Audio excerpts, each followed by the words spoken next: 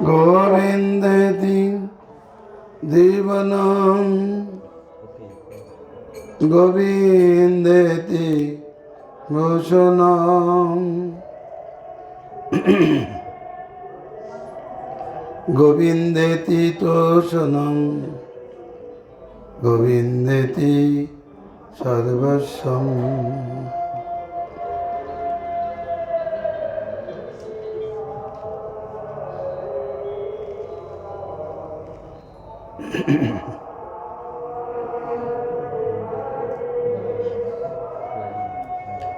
वंदे गुरुपदद्वन्द्वं भक्तवृंद समन्वितं श्रीचैतन्य प्रभुं वंदे नित्यानंद सहोदितं श्रीनंदनंदनं वंदे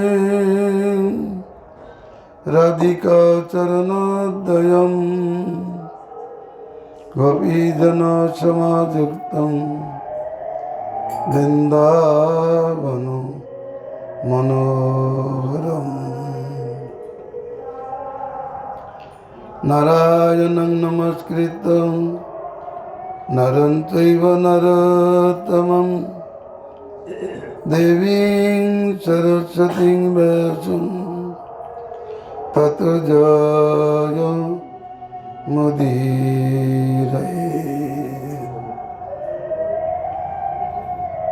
श्री कृष्ण चैतन्य प्रभु नित्यानंद श्री अद्वैत गदाधर शिवासादि गौर भक्त वृंद। हरे कृष्ण कृष्ण कृष्ण हरे हरे हरे राम राम राम हरे हरे।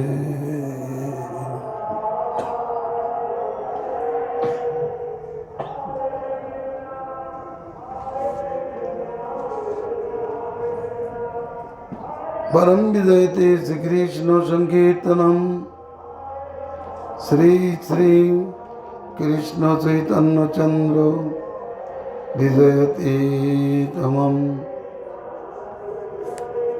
श्री भक्ति रसामृत सिंधु दक्षिण विभाग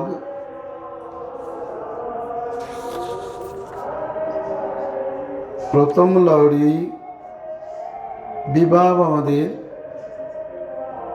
आलोच्य विषय।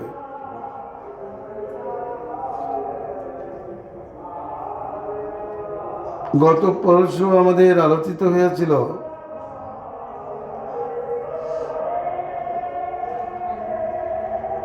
भक्ति द्वारा जादेर दोष निर्गत हयेछे,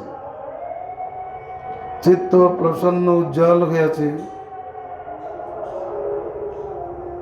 रसिक भागवत गुणेर संगे যারা অনুরক্ত, গোবিন্দের পাদপদ্ম ভক্তি যাদের একমাত্র জীবন স্বরূপ, যারা প্রেমের অন্তরঙ্গ কীর্তগুলি অনুষ্ঠানে তৎপর, তাদিশ ভক্তদের হৃদয়ে আধুনিকী ও প্রাক্তনিকী রতি প্রকাশিত হয়। কৃষ্ণাদি বিভাবাদি দ্বারা রতি অনুভব পদবী প্রাপ্ত হইয়া পরমানন্দ সীমাকে প্রকাশ করে।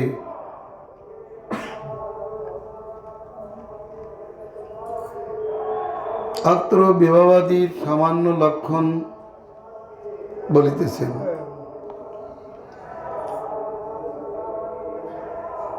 যেমন দুধ, চাল, চিনি, কর্পূর, এলাচি আদি দ্বারা একটা রসভাব প্রাপ্ত হইয়া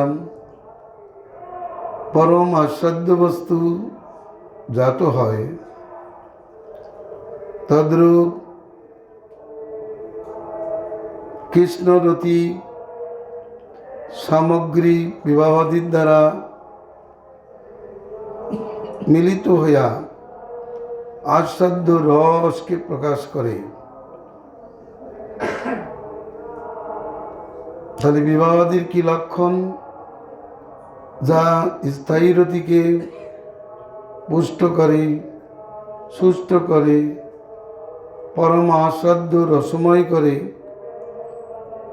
তার লক্ষণ বলিতেছেন যে কৃষ্ণ ভক্ত মুরলী নাদাদ্যম হেতবরতিম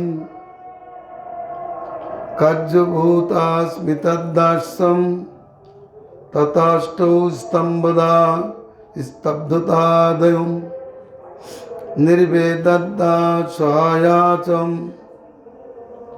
তেগেয়া রসভাবনিম বিভাবা অনুভাবাস্যম সাত্বিকা ব্যভিচারিণম। এই স্থলে বিভাবাদির সামান্য লক্ষণ কথিত হইতেছে। রতির কারণ হলো কৃষ্ণ ভক্ত, তার মধ্যে কৃষ্ণ ভক্ত আশ্রয় জাতীয় আলম্বন মুরলীর ধ্বনিয়াদি রতির কারণ। আর রতির কার্য কি? রতির কার্য হাস্যাদি, হাস্যমতি ইত্যাদি, অর্থাৎ অনুভবগুলি রতির হাস্য, রতির কার্যস্বরূপ। সেই সঙ্গে সঙ্গে অষ্টসাত্ত্বিক ভাবও রতির কার্যস্বরূপ। নির্বেদাদি সঞ্চারীগণ তার সহায়স্বরূপ। এই সমস্ত রসাস্বাদনকালে ক্রমশ বিভাব, অনুভাব, সাত্ত্বিক এবং ব্যভিচারী নামে অভিহিত হয়।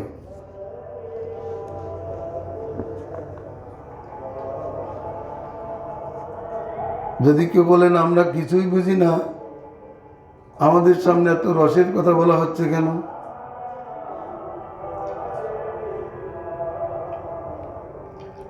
যেবা নাই জানে কেউ, শুনিতে শুনিতে সেও, কি অদ্ভুত চৈতন্য চরিত, কৃষ্ণে উপজীবে প্রীতি, বুঝিবে রসের রীতি, শুনিলেই বড় হয় হিত।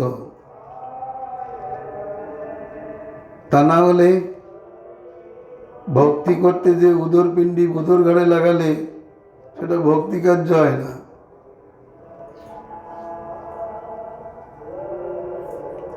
এগুলি জানতে হয়, কারণ এগুলি আমাদের ভাবনাকে পুষ্ট করে, নির্মল করে, শুদ্ধ করে, উজ্জ্বল করে। শ্রবণে ভগবানের প্রতি আসক্তির উদয় হয়। আমরা যে ভক্তি করি তাতে কি আছে? কোন লক্ষণে ভক্তি হয়? ভক্তিরস কি প্রকারে হয় এটা জানা না থাকলে তিনি তো প্রস্তুত করতে পারেন না। পায়স কি করে প্রস্তুত করতে হয় তা যদি না জানা থাকে তাহলে সেই বিষয়টা সেই পায়স কোনোদিন সে প্রস্তুত করতে পারে না। রতিকে বিশেষরূপে ভাবিত করে যাহা, তাহাকে বিভাব বলা হয়েছে। অগ্নিপুরাণে বলেছেন বিভাবতে ইতি বিভাব।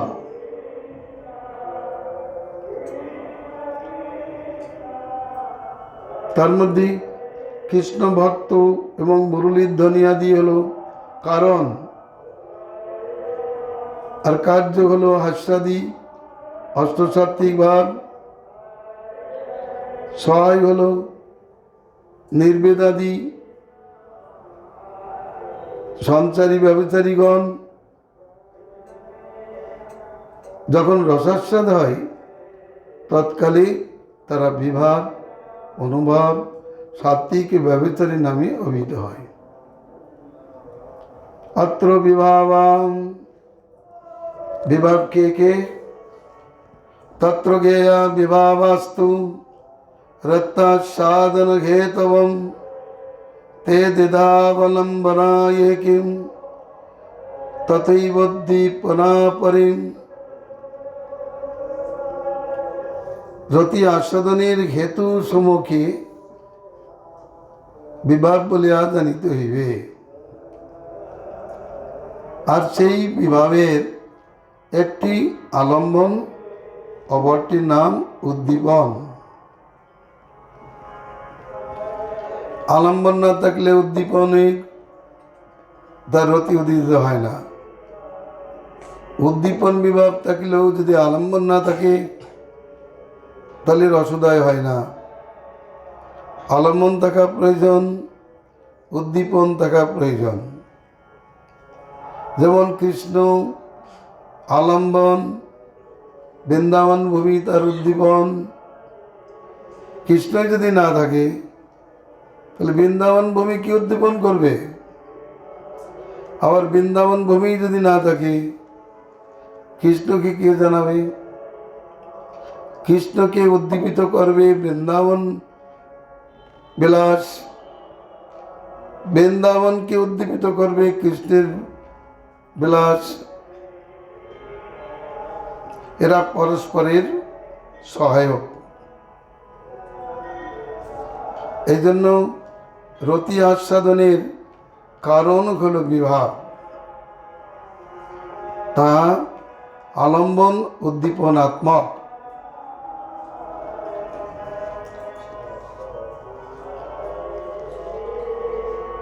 এই বিভাবের সংজ্ঞা অগ্নিপুরাণে কি বলেছেন? বলেছেন বিভাবতে গিরত্তাদির যত্র যেন বিভাবতে বিভাব নাম স্বগে স্বদেদালম্বনোদ্দীপনাত্মকম। যাহাতে এবং যে হেতু কর্তৃক রত্তাদি বিভাবনীয় অর্থাৎ আস্বাদনীয় হয় তাহাকে বিভাব বলা হয়।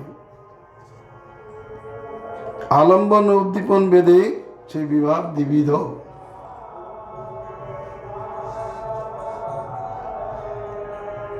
তার মধ্যে আলম্বনের স্বরূপ কি? আলম্বন কে কে? কৃষ্ণস্য কৃষ্ণ ভক্তাস্যম বুধয়ালম্বনামতম রত্তাদের বিষয়ত্বেন তদাদারতয়াপিচম। প্রথমে বোঝা যাবে না, কিন্তু শুনতে শুনতে তার বোধ হবে। পণ্ডিতগণ রতি প্রভৃতির বিষয়রূপে শ্রীকৃষ্ণকে এবং তদীয় ভক্তগণকেই আলম্বন রূপে বর্ণন করিয়াছেন। যাকে উদ্দেশ্য করিয়া রতি প্রবৃত্ত হয় তাই হচ্ছে বিষয় আলম্বন, আর রতির আধারকে আশ্রয় আলম্বন বলা হয়।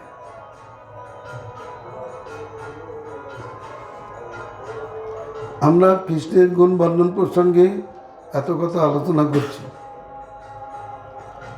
এরপরেই কৃষ্ণের গুণের কথা আসবে। আমরা কৃষ্ণকে চিনতে পারি না।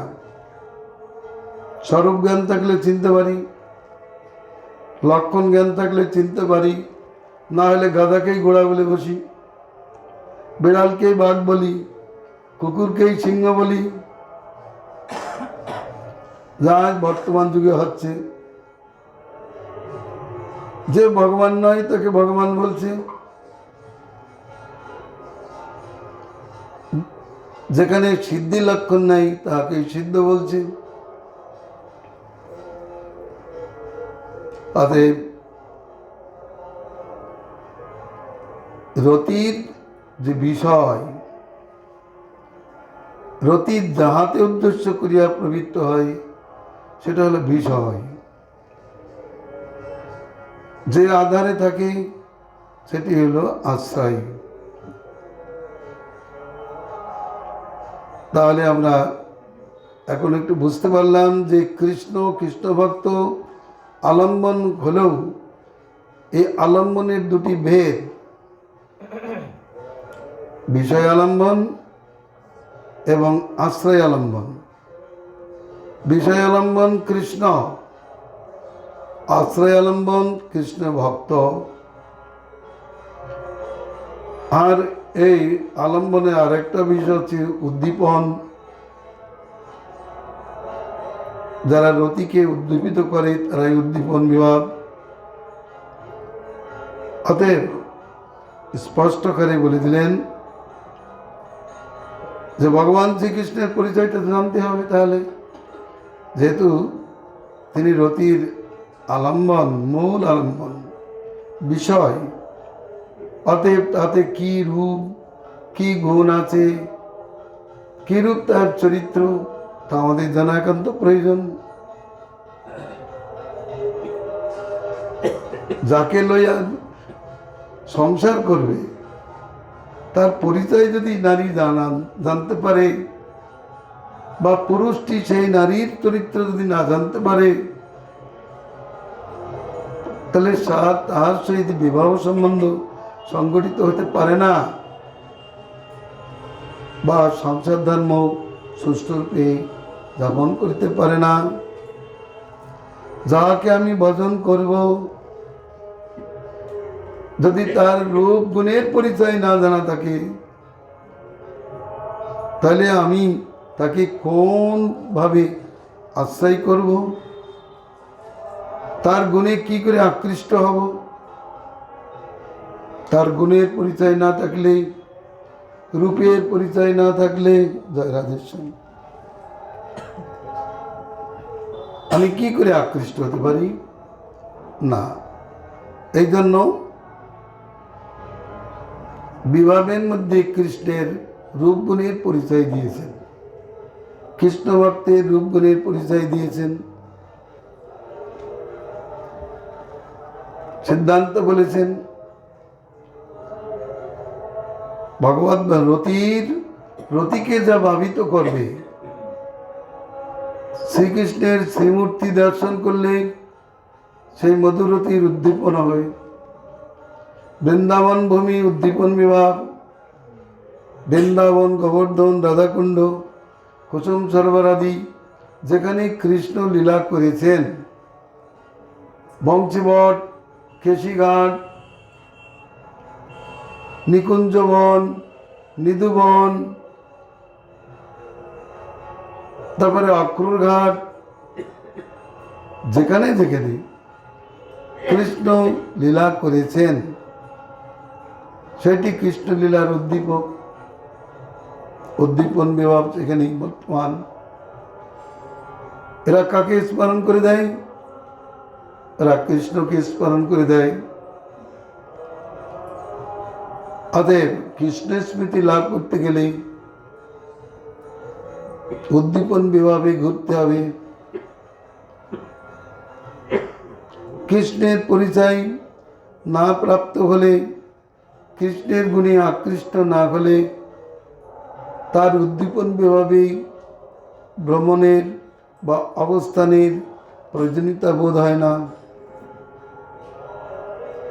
কৃষ্ণ ভজন যিনি করবেন, কৃষ্ণের গুণে, রূপে, চরিত্রে যিনি আকৃষ্ট হয়েছেন, তিনি কৃষ্ণের স্মৃতি অটুট রাখবার জন্য কৃষ্ণের বিলাসভূমিতে অবস্থান করেন। কৃষ্ণের গুণাবলী তার রতি ভক্তিকে পুষ্ট করে, সুস্থ করে, পক্কদশায় উপনীত করে। অতএব তার পরিচয় তো অবশ্য জানার প্রয়োজন। এই জন্য বলছেন অত্র শ্রীকৃষ্ণ নায়কানাং চিররত্নম কৃষ্ণস্তু ভগবান স্বয়ং যত্র নিত্যতয়া সর্বে বিরাজন্তে মহাগুণম। সৈন্যরূপ স্বরূপাভ্যাম অস্মিনালম্বনো মতম।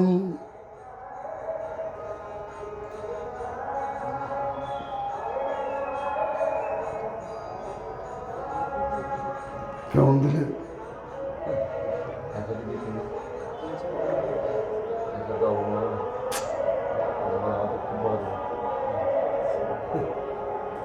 তার মানা নেই এখানে? ঠিক আছে।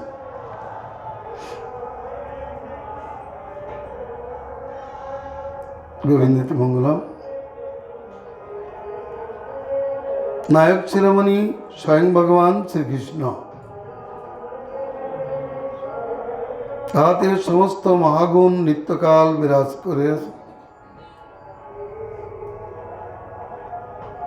তিনি অন্যরূপ ও স্বরূপে অবস্থিত হইয়া এই রতির আলম্বন হন।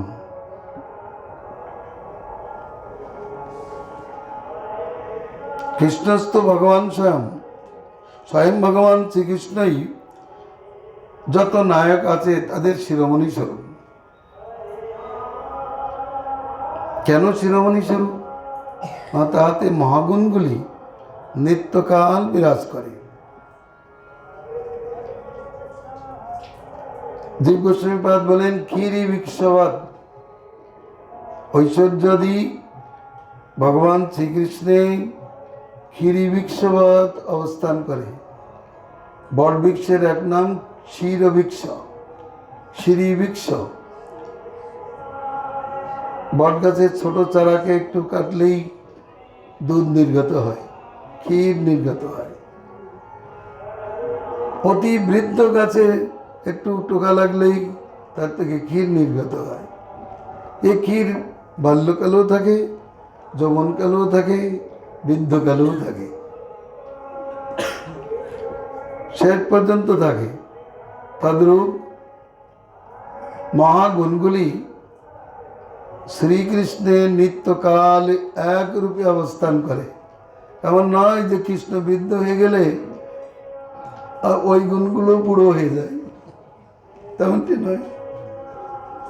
কৃষ্ণ বৃদ্ধ হলে তার মধ্যে আর সেই গুণ থাকে না।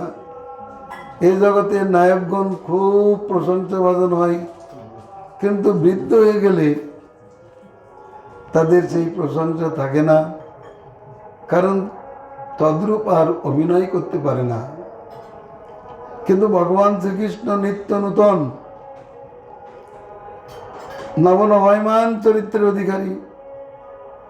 এই জন্য বলছেন মহাগুণগুলি তাতে নিত্যকাল বিরাজ করে। কিন্তু সেই ভগবান আলম্বন হচ্ছেন কিভাবে? অন্যরূপে এবং স্বস্বরূপে। এই ব্রজধামে তিনি বা দ্বারকাপুরীতে অন্যরূপে এবং স্বয়ং রূপে তিনি রতির আশ্রয় হচ্ছেন, আলম্বন হচ্ছেন। তার মধ্যে অন্যরূপে কি দেখা গেল? অন্যরূপ ধরেছেন। সেই সম্বন্ধে বললেন, হান্ত হান্ত মে কত মুদেতি সবৎসকে সবৎসে বৎসপাল পটলে রতিরত্রম ইত্যনিশ্চিত মতির বলদেবং বিস্ময়স্তিমিত মূর্তির ইবাসেন।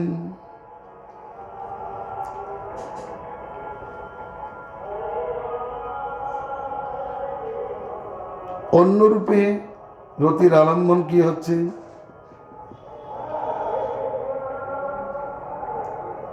ব্রহ্মবিমল লীলায় ভগবান শ্রীকৃষ্ণ বালক এবং বৎসরূপ ধারণ করিলে বলদেব বিস্ময় প্রকাশ করিয়া বলিলেন, অহো, শ্রীকৃষ্ণে আমার যেরূপ রতি আছে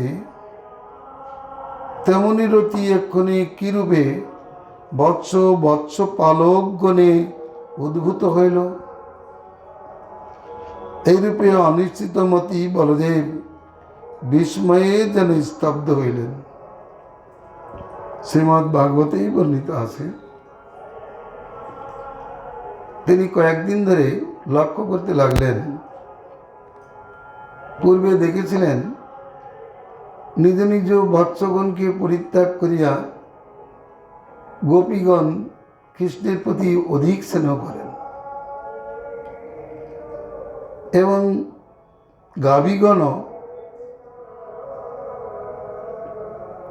দেখা যাচ্ছে তাদের নিজ নিজ পুত্রকে বৎসকে পরিত্যাগ করিয়া কৃষ্ণের প্রতি অধিক স্নেহ প্রকাশ করেন।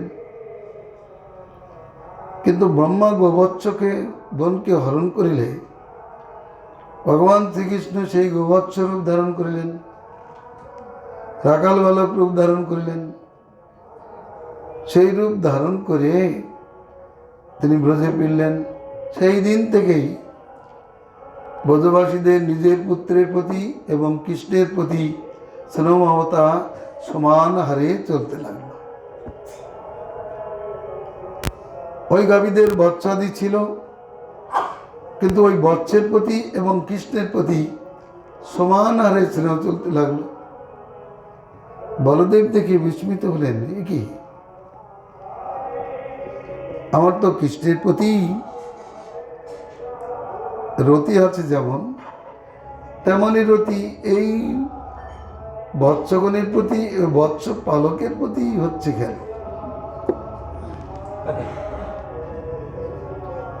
আমার তো অন্যের প্রতি রতি হয় না,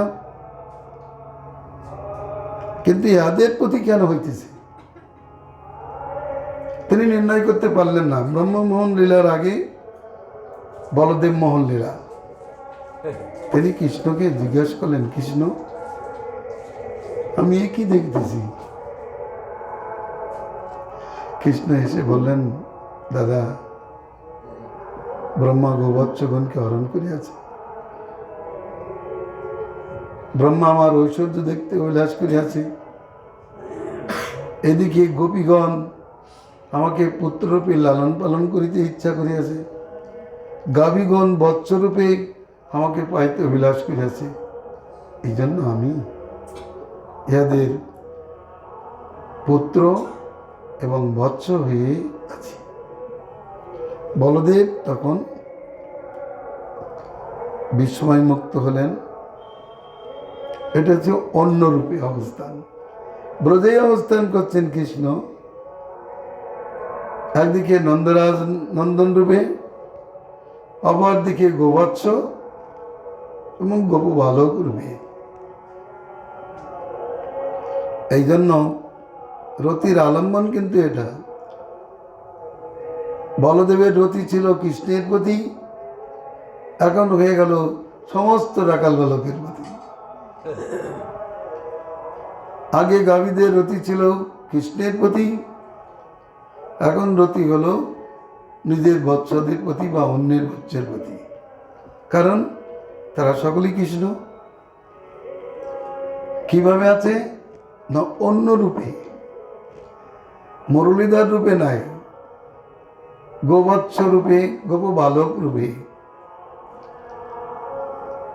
তথাপি রতির আশ্রয়। বলদেবাদীর রতি তারপরে হয়েছে।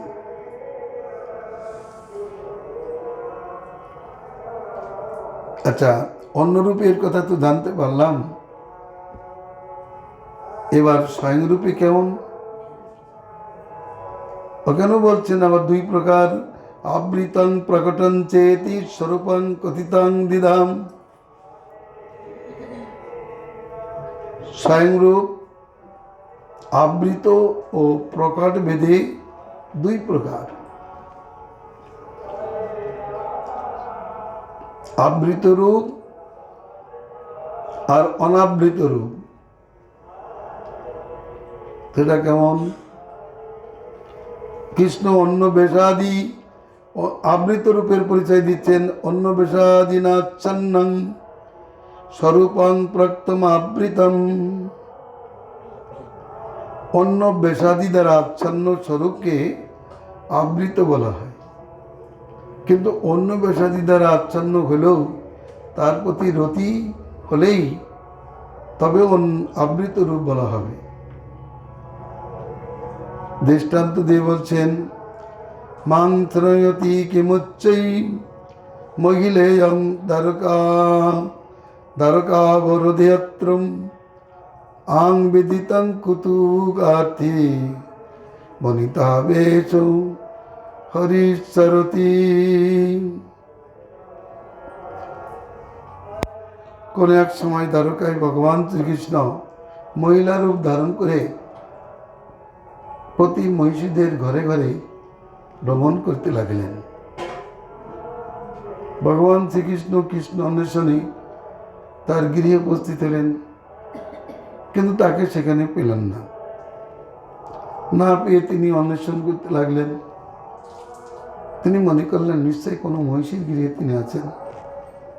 এই জন্য মহিষীদের গৃহে গৃহে ঘুরতে লাগলেন, কিন্তু দেখেন একটা শ্যামলী মহিলা যে এক গৃহ থেকে অপর গৃহে যাইতেছে। উদ্ধব চিন্তাই করতে পারছেন না। উদ্ধবে কিন্তু কৃষ্ণ বিনা অন্য কারোর প্রতি রতি নাই, কিন্তু ওই মহিলাটা দেখে তার নয়ন তৃপ্ত হতে লাগলো। তার প্রতি যেন স্নেহ প্রকাশিত হতে লাগলো। কিন্তু উদ্ধব চিন্তা করছে নিয়ে কি এই দ্বারকার অন্তঃপুরে এই মহিলাকে দেখিয়া কেন আমার অতি উচ্চ স্নেহের উদ্ভব হইতেছে। কোনদিন তো হয়নি, আজকে হচ্ছে কেন? না, বুঝিয়াছি, কৌতুক প্রদর্শনে তো শ্রীহরি বনিতা বেশে ইতস্তত ভ্রমণ করিতেছেন। এই জন্য যমনাচার্য বলেছেন ভগবান নিজেকে গোপন করার অনেক চেষ্টা করেন, কিন্তু ভক্ত ভক্তি বলে তাকে সেখান থেকেই বাইরে করেন। তাহলে আমরা বুঝতে পারলাম যে অন্য রূপ যখন গোবৎস রূপ ধারণ করেছে, বলদেবের রতি কিন্তু তাদের প্রতি এসছে, যেহেতু রতির বিষয় হচ্ছে কৃষ্ণ।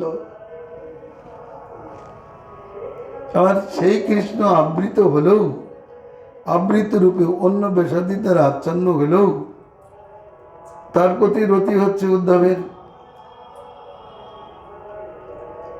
ওটা হচ্ছে আবৃত রূপ। এবার বলছেন প্রকট স্বরূপে কি বিচার? প্রকট স্বরূপ অনাবৃত রূপ স্বয়ং রূপ। তার দৃষ্টান্ত বলিতেছেন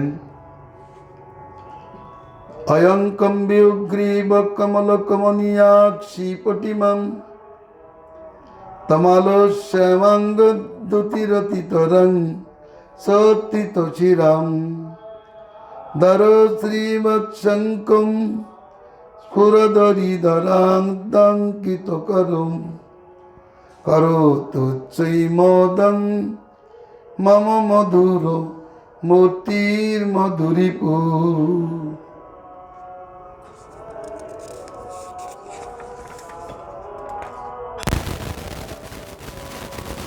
শ্রীকৃষ্ণ রূপ দর্শনে উদ্ধবের বাক্য, মধুসূদনের মধুর মূর্তি আমার হর্ষা অতিশয় বিস্তার করিতেছে।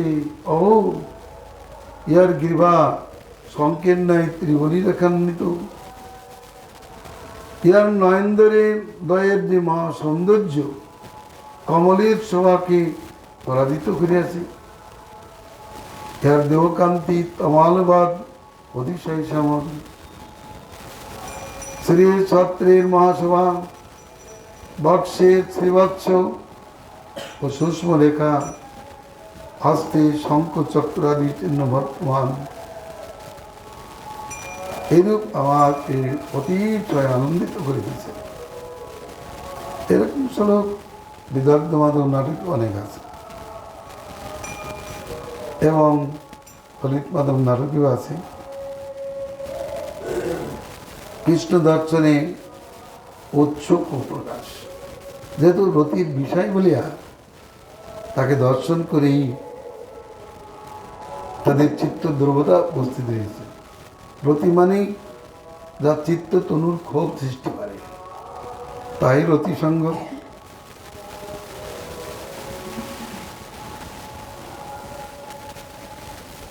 এই দুই প্রকারে আমরা জানতে পারলাম, এক অন্যরূপ, এক স্বরূপ।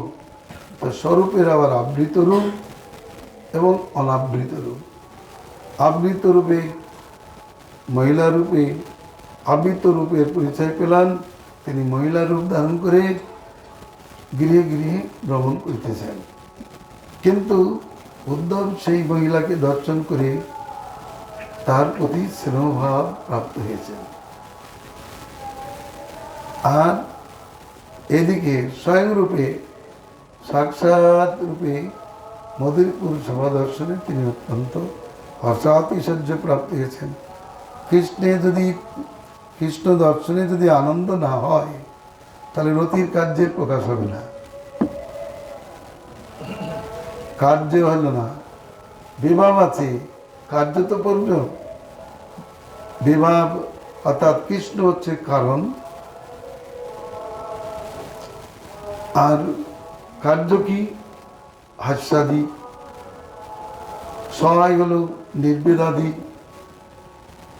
কৃষ্ণ দর্শনে যে হাসি, আনন্দাতিশয্য, হর্ষ, চিত্ত হইতে উত্থিত আনন্দের উচ্ছ্বাসকে হর্ষ বলে, সেটা এখানে প্রকাশ পেয়েছে। অতএব রতির বিষয় কৃষ্ণ, তাকে দর্শন করেই তিনি বিস্মিত হয়েছেন, হর্ষান্বিত হয়েছেন। এভাবে শ্রীকৃষ্ণ যে রতির বিষয় তার প্রকাশ করলেন, আবার তার গুণগুলিও উদ্দীপন বিভাবের মধ্যে গণ্য।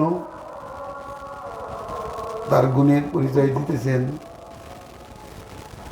অত তদ্গুণাঃ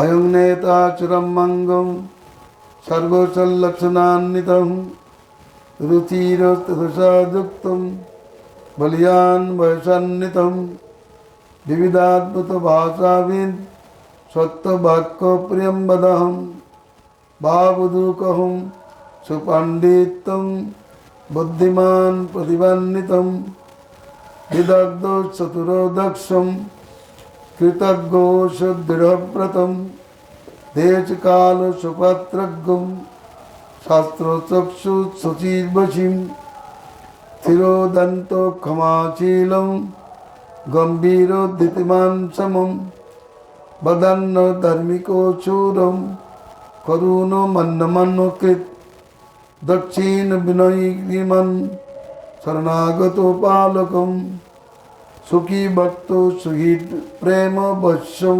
সর্বশুভঙ্করম প্রতাপী কীর্তিমান রক্তলোক সাধু সমাশ্রয়ম নারীগণ মনোহারি সর্বারাধ্য সমৃদ্ধিমান বরিয়ান ঈশ্বরস্যেতি গুণাস্তুষ্যানুকীর্তিতাম সমুদ্রা ইব পঞ্চাশৎ দুর্বিগাহ হরেরমি জীবেষ্যেতে বসন্তোপি বিন্দু বিন্দু তয়া কচিৎ পরিপূর্ণ তয়া ভান্তি তত্রৈব পুরুষোত্তমে। একটু ধৈর্য দিতে হবে, খ্রিস্টের গুণগুলো শুনতে হবে। রূপ গোস্বামীপাদ আমাদের জন্য গুণগুলো সংগ্রহ করে বলেছেন। আজ পর্যন্ত কোনো আচার্য, গুরু কার্য, আচার্যের লক্ষণ শাস্ত্রার্থ চয়ন করে নিজে আচরণমুখে অন্যকে উপদেশ করা। কৃষ্ণ ভক্ত অনেকেই আছেন, অন্য সম্প্রদায়ে কৃষ্ণ ভক্তের আচার্য আছেন, কিন্তু তারাই ভাবে কৃষ্ণের গুণগুলো সংগ্রহ করে, শাস্ত্র থেকে সংগ্রহ করে নিজে আচরণ করে অন্যকে শিক্ষা দেন না। পরন্তু রূপ গোস্বামীপাদ তিনি মহা আচার্যের ভূমিকায় অবস্থান করে শাস্ত্র হইতে কৃষ্ণের গুণাবলী সংগ্রহ করে তাও সংজ্ঞা করে বুঝিয়েছেন।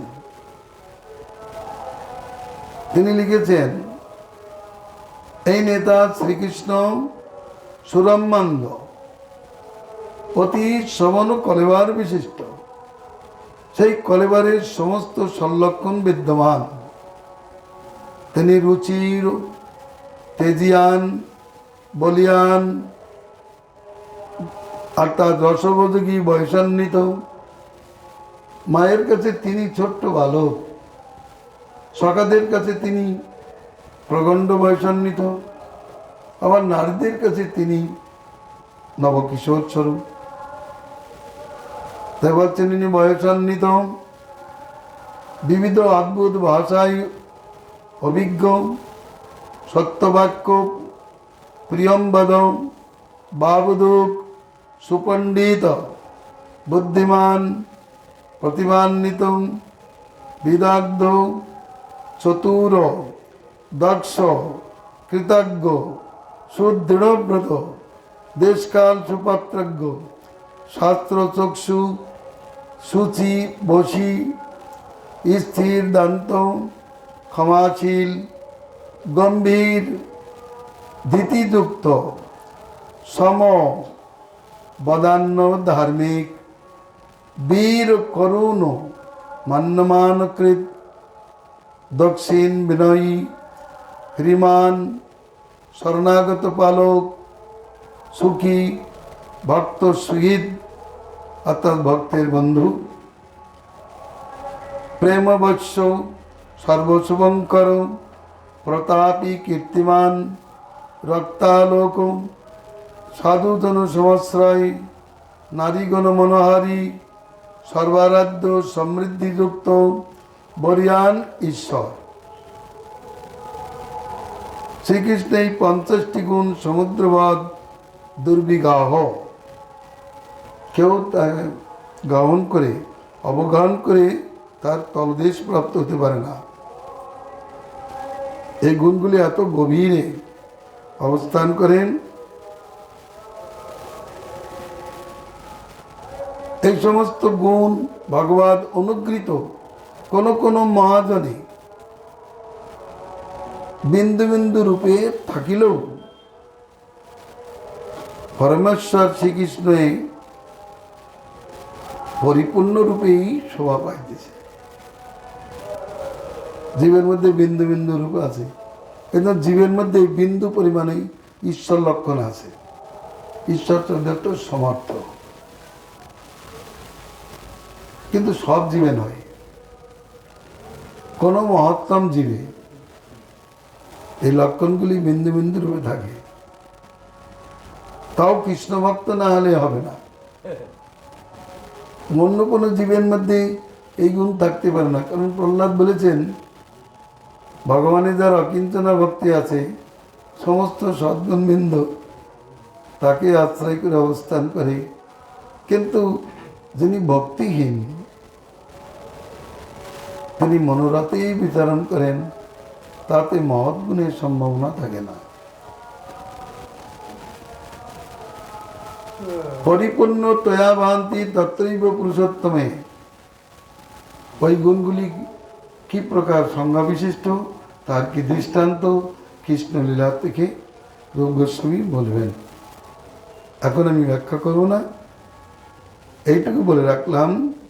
যথাগি পদ্মে পার্বত্যৈ চিতি কণ্ঠেন তদ্গ্রাম কন্দর্প কুটিলাবন্নিত্যদ্দা পরিকীর্তিতম এতো এব গুণাপ্রায় ধর্মায় বনমালিনম পৃথিব্যা প্রথমে স্কন্ধে প্রথয়ঞ্চক্রিরে স্ফুটম। পদ্মপুরাণে শিব পার্বতীর নিকটে শ্রীকৃষ্ণের কন্দর্প, কোটি, লাবণ্য প্রভৃতি গুণসমূহ বর্ণন করিয়াছেন। পদ্মপুরাণে সম্ভবত দ্বিতীয় খণ্ডে, উত্তরখণ্ডে কৃষ্ণের সহস্র নাম পার্বতীকে বলেছেন। সেখানে এই সমস্ত রূপের গুণের পরিচয় দিয়েছেন। শ্রীমদ্ ভাগবতে প্রথম স্কন্ধে পৃথিবী ধর্মরূপী দেবকে জানাইবার জন্য বনমালী শ্রীহরির এই সমস্ত গুণই প্রায়শ স্পষ্টভাবে ব্যক্ত করিয়াছেন।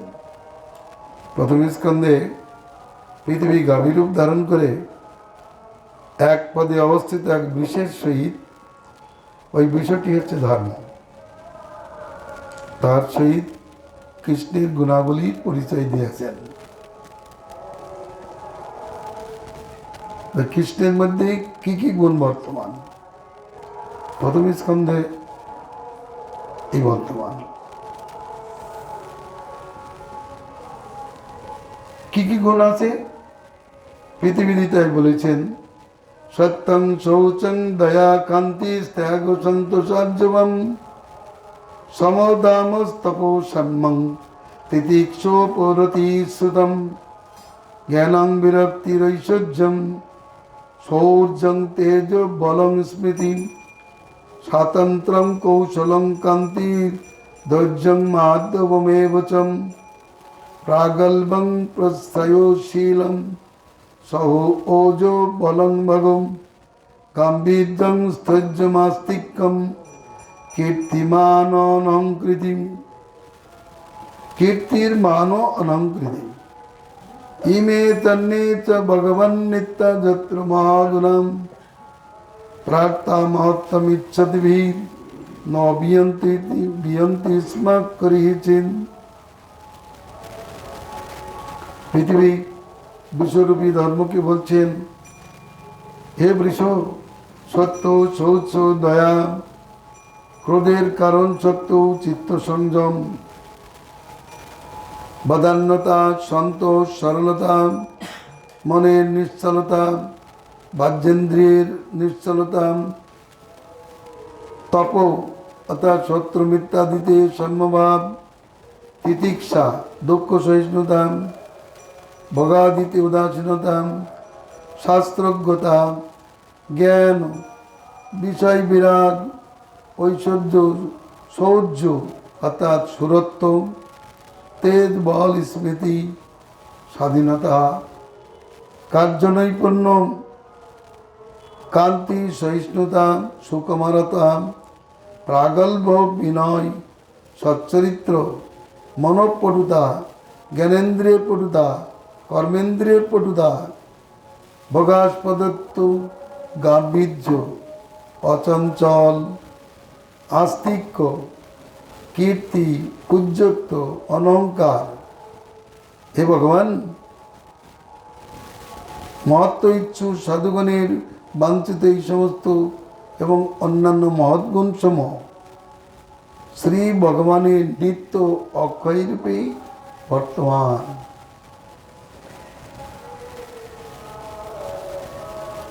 কারণ তিনি গুণাত্মা। ব্রহ্মা বলেছেন, হে কৃষ্ণ, আপনি গুণাত্মা। এই সংসারে যারা শুনবেন ব্যক্তি, তারাই তো কখনো পৃথিবীর ধূলিকণা হিমকণা দিয়ে গণনা করিয়া সমাপ্ত করিতে পারে, কিন্তু আপনার গুণের অন্ত কেউ পায় না। গুণাত্মনস্তে গুণান বিমাতুম ইতাবতীর্ণস্য কৈচিরস্যম কালেন জরিবা বিমিতা সুকল্পৈ ভূপাংশব খেমিতা দুভাসম।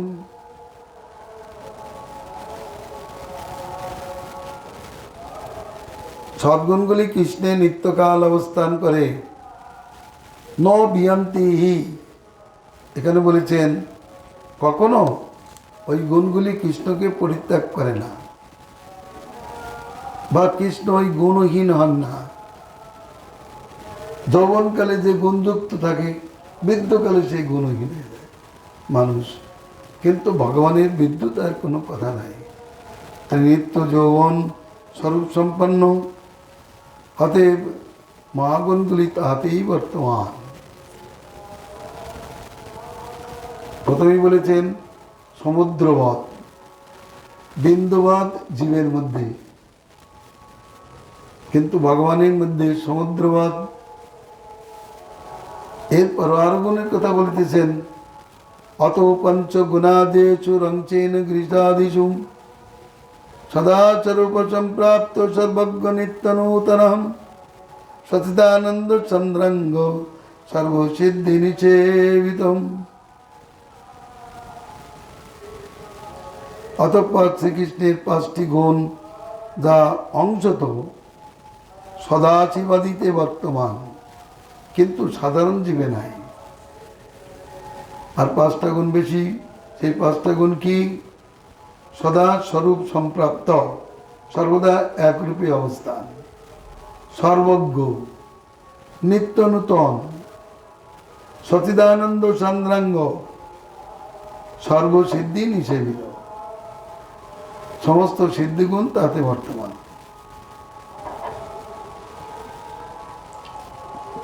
গিরিশাদিষু অর্থাৎ সদাশিবাদিতে বর্তমান। সদাশিবের কিন্তু অন্য রূপান্তর দেখা যায় না। সদাশিব বিষ্ণু তত্ত্ব, সদাশিব তো বিষ্ণু তত্ত্ব, অতএব তাহাতেও আর 5টা গুণ বেশি থাকে। অর্থাৎ কৃষ্ণের যে সমস্ত অবতার আছেন তাদের মধ্যেও এই 5টা গুণ থাকে। তারা সর্বদা এক রূপ প্রাপ্ত, তারা সর্বজ্ঞ, সকলের অন্তর জানেন, নিত্য নূতন, তাদের অঙ্গ সচ্চিদানন্দময়, এবং তারা সকল প্রকার সিদ্ধিগুণযুক্ত। অনিমা, লয় মহিমা, ঈশিতা, বচিতা, করিমা, কামবসায়িতা, দূরদর্শন, দূরশ্রবণ, দূরস্পর্শন, অন্যের চিত্তে চিত্তজ্ঞতা, অন্যের শরীরে প্রবেশ। যেমন ভগবান শ্রীকৃষ্ণ অশ্বত্থামার অস্ত্র থেকে পরীক্ষিত মহারাজকে রক্ষা করবার জন্য উত্তরার গর্ভে অতি সূক্ষ্ম রূপে প্রবেশ করেছিলেন। তাহলে এই সিদ্ধ লক্ষণ কোথায় কি আছে না আছে তিনি জানেন। সর্বজ্ঞ লক্ষণ, সর্বজ্ঞতা গুণী তিনি সবই জানতে পারেন। এই 5টা লক্ষণ শিবাদি দেবতা আদি অংশরূপে গিরিজাদিতে বর্তমান। আবার এর পরেও আর 5টা গুণ আছে যা নারায়ণাদিতে বর্তমান। কি কি গুণ আছে নারায়ণাদিতে? বিশেষ করে অথোচ্ছন্তে গুণা পঞ্চ যে লক্ষ্মী চাদিবর্তিনম অবিচিন্ত মহাশক্তি কোটি ব্রহ্মাণ্ড বিগ্রহম অবতরাবলি বীজং হতারি গতিদায়কম আত্মারাম গণাকর্ষিত দমি কৃষ্ণে কিলাদ্ভুতম।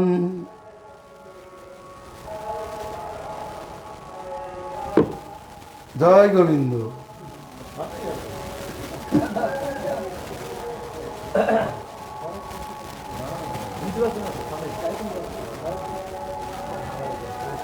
অতঃপর লক্ষ্মীপতি শ্রী নারায়ণী এবং মহাপুরুষাদিতেও বিদ্যমান 5 গুণ, কিন্তু তাহার শ্রীকৃষ্ণের অতি অদ্ভুত রূপেই বিরাজমান। তাই বলা হইতেছে যে অবিচিন্ত মহাশক্তি, কোটি ব্রহ্মাণ্ড বিগ্রহ, অবতারাবলী বীজ, অবতারদের বীজ স্বরূপ, হতারি গতিদায়ক, যে সমস্ত শত্রুগণকে তিনি হত্যা করেছেন তাদের গতিদাতা। আবার আত্মারাম গুণের আকর্ষণকারী। এই গুণগুলি, এই 5টা গুণ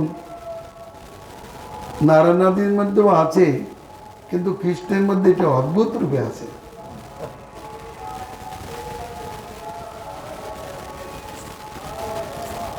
এখানে তত্ত্ব বলেছেন, হতারি গতিদায়ক স্থলে গতি শব্দে স্বর্গাদিই বাচ্য।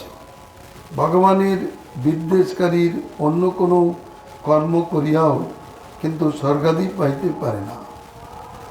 শ্রীকৃষ্ণের নরলীলার স্বরূপেই উক্ত 5 গুণের আবির্ভাব হেতু ওই সমস্ত গুণের অদ্ভুতত্ব প্রসিদ্ধ। পক্ষান্তরে 5 গুণের প্রথম এবং তৃতীয়টি স্বয়ং ভগবত্তা হেতু, দ্বিতীয়টি ব্রহ্মাণ্ড ব্যাপ্ত করিয়াও তারপরে বৈকুণ্ঠ দিতে ব্যাপ্তিতে, চতুর্থটি মোক্ষ ও ভক্তিদানের জন্যই, এবং পঞ্চমটি আত্মারামগণের মধ্যে নিজের এবং পরব্রহ্মনাথের আকর্ষণে উদ্ভূত হয়। কোন গুণ কখন কিভাবে উদিত হয়? পঞ্চগুণের মধ্যে প্রথম এবং তৃতীয় গুণ। প্রথম গুণ কি? অবিচ্ছেদ্য মহাশক্তি গুণ। তৃতীয় গুণ অবতারাবলী বীজম, এটা স্বয়ং ভগবত হেতু এই গুণের উদয়। আর দ্বিতীয়টি ব্রহ্মাণ্ড ব্যাপ্ত করিয়াও তারপরে বৈকুণ্ঠদি ব্যাপ্তিতে বর্তমান। দ্বিতীয় গুণ কি? কোটি ব্রহ্মাণ্ড বিগ্রহ। কোটি ব্রহ্মাণ্ড বিগ্রহ হইয়াও তিনি বৈকুণ্ঠদিতে বর্তমান। আবার সামান্যকারে নন্দনন্দন রূপে ব্রজে ক্রিয়াপরায়ণ। চতুর্থটি মোক্ষ ভক্তিদানের জন্য হতাদি গতিদায়ক।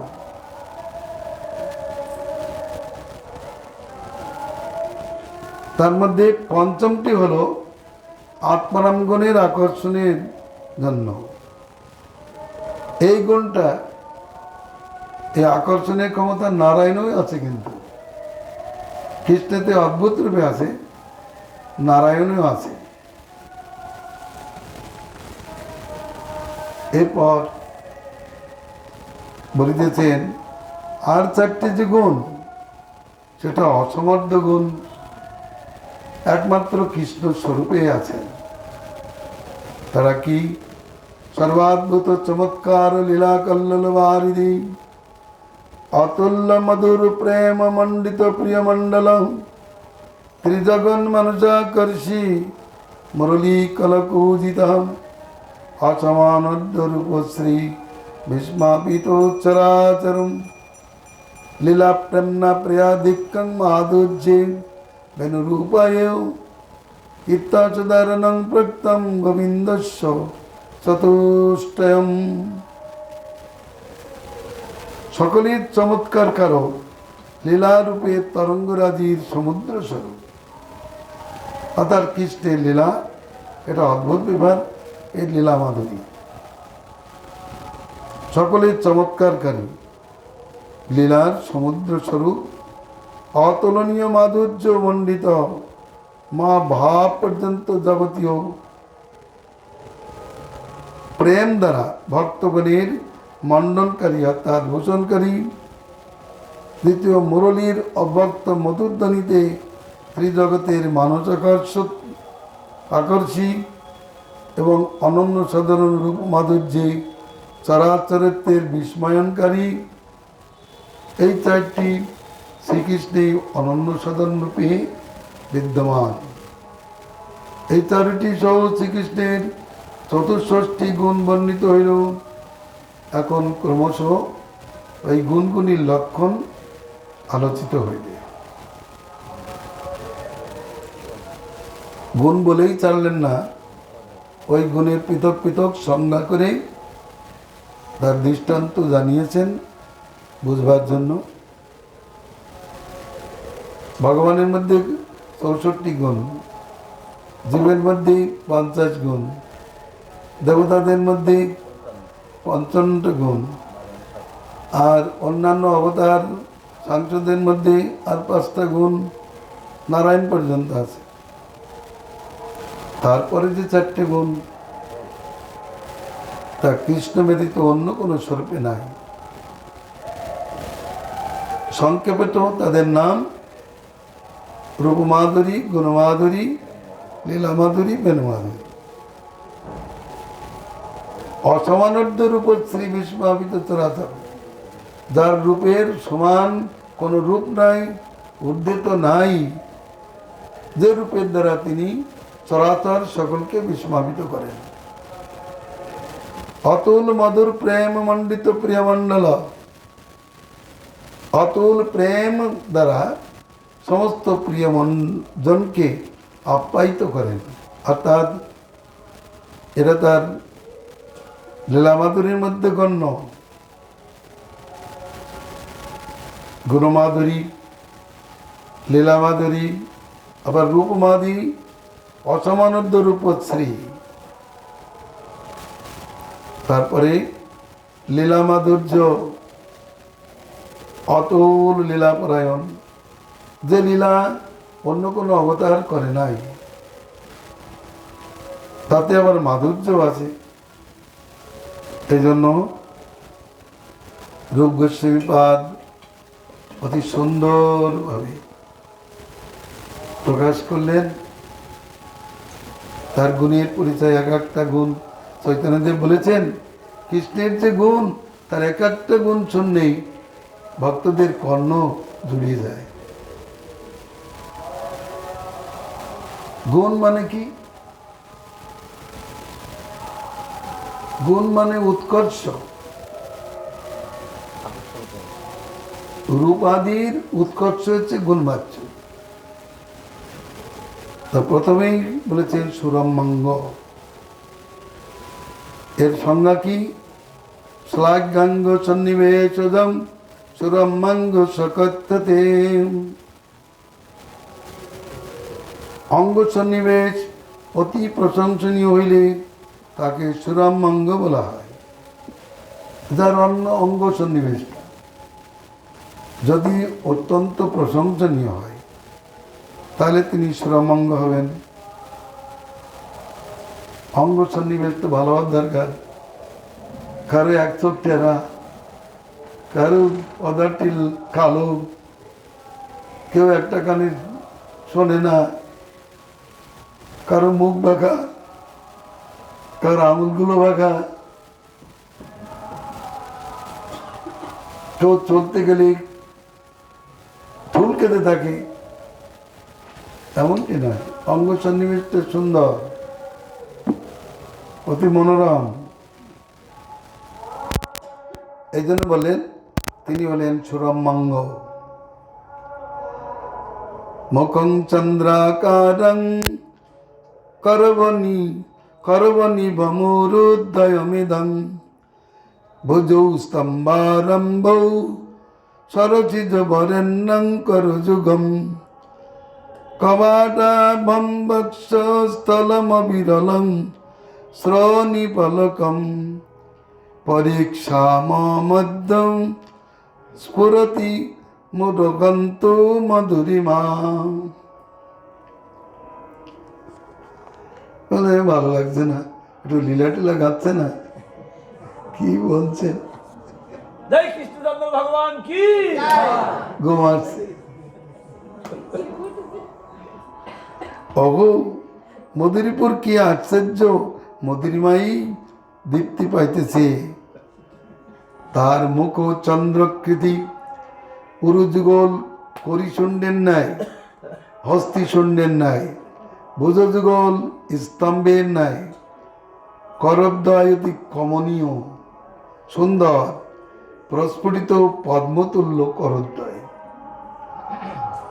এবং বক্ষস্থল কবাটের ন্যায় বিস্তারী, নিতম্বস্থল স্থূল কিন্তু নিবিড় ও মধ্যভাগ অতি ক্ষীণ। এগুলো কিন্তু মহাপুরুষের লক্ষণ। এই মহাপুরুষের লক্ষণ এখন মানুষের ভিতরে নেই বললেই চলে। কারণ যে লক্ষণগুলি থাকার দরকার, সেই লক্ষণ এখন দেখা যায় না। এখানে যে বললেন, এই স্থলে বক্তব্য কি?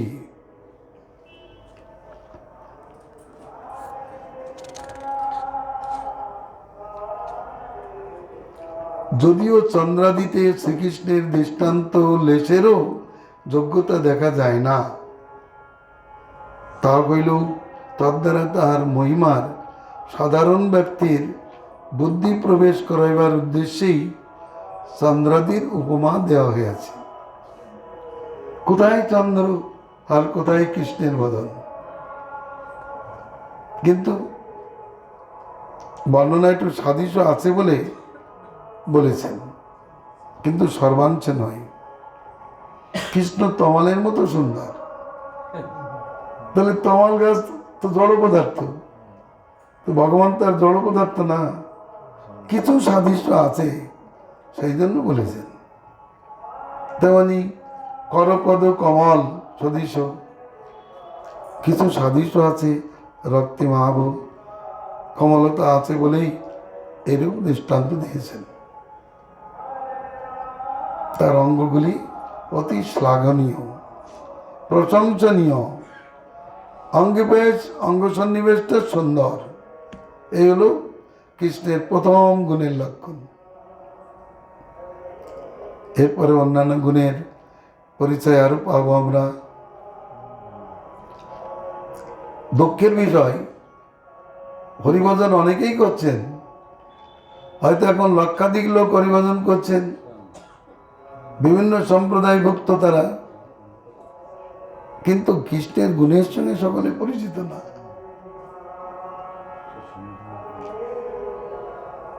কৃষ্ণের গুণের সঙ্গে পরিচিত না।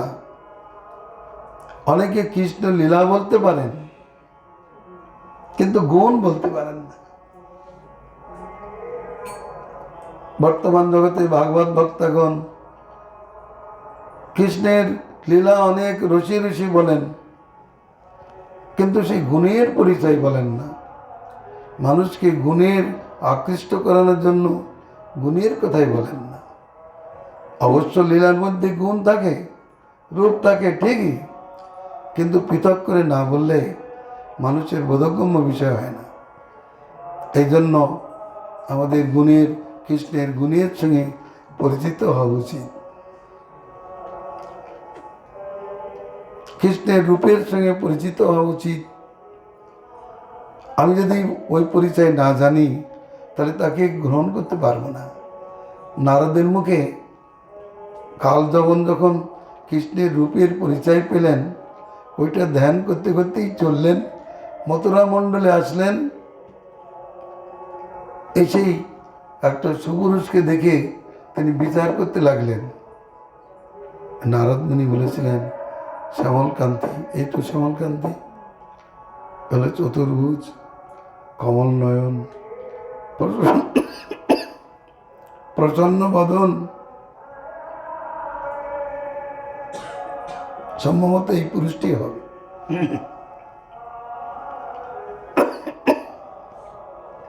জিজ্ঞাসা করলেন, তুমি কি বাসুদেব? বলে হ্যাঁ। লক্ষণ দেখে চিনতে পারলেন। চিনবার ক্ষমতা তাকে দিয়েছেন ভগবান। নারদ তার লক্ষণ বলে দিয়েছেন। এইভাবে আমরা আরাধ্য দেবতার সঙ্গে পরিচিত হব।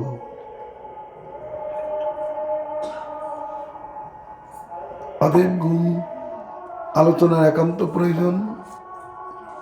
আমাদের সময় নষ্ট হচ্ছে না, কিন্তু বুঝতে না পারলে অসুবিধা হয়, কিন্তু বোঝা যাবে, ধীরে ধীরে বোঝা যাবে।